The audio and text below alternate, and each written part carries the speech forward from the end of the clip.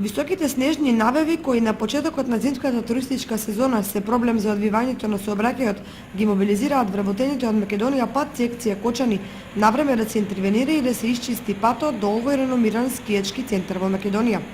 Според градоначалникот на Кочани Радко Димитровски, не се случило и покрај високите навеви на снег патот повеќе од 1 час да не биде пробиен.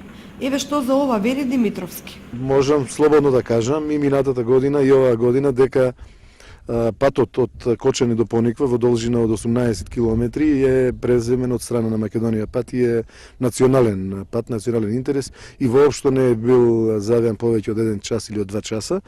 А ние како општини и општината Кочани и општината Пробишти нудиме дополнителни сервисирања, дополнителни помошти, така да се ангажираме и на лице место кога имаме потреба од доразчистување или активности околу расчистување на патот или некои други потреби кои што се потребни овде за